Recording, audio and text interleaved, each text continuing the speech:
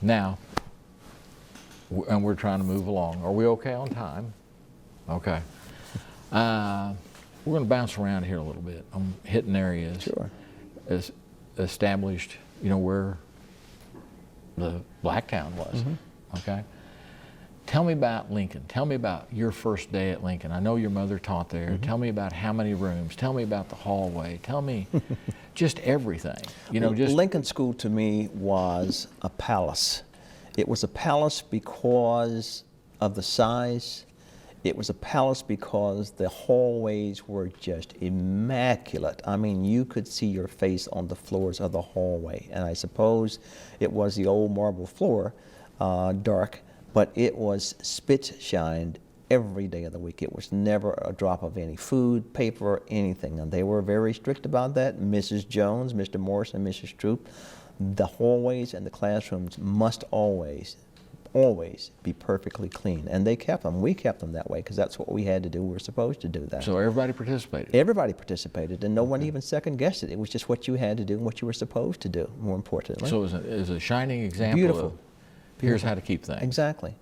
So now, there were 3 main classrooms at that time. And those classrooms just First, going from north to south, just 1, 2, 3. They were on, yes, they were on the, that would be the east side of the building, yes. Okay. Facing Osceola Street. Okay. Mrs. Owala Street, I'm sorry, Yeah. Owala Street. Thank you. Mrs. Troop was the teacher for the 1st, 2nd, and 3rd grade. And that's in one room. That's in one room. So all 3 classes in one room, and how many students at your time would you guess? 3, I would say 4, there were 12? probably about 3 students per class. So Miss Troop had a wrangle around with She had 9 or 10 she people. had a classroom that had 1 row for 1st graders, 1 row for 2nd graders, and 1 row for 3rd graders.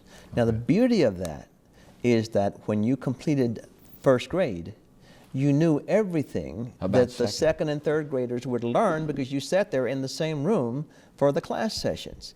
And the beauty of being in the 2nd and 3rd grade was that you reviewed everything that you did to learn. If you missed it, you got it. You got it. It was the classic learning environment. And my mother's was the 4th, 5th, and 6th grade with the same thing. Although I have to pause for a break here to say that it is traumatic, Ray, to think back on my mother as my teacher for those 3 years. For the first year, I learned the hard way, even though I knew the answer and raised my hand to the point where it was just about to fall off my arm trying to say I know the answer, and she would not acknowledge me because I was saying, Miss Jones, I would say, Mama, I know the answer. So one day in tears, I'm telling my sister, my senior sister, Mama won't call on me, and I know the answer. And she says, well, what did you say? I said, Mama, I know the answer.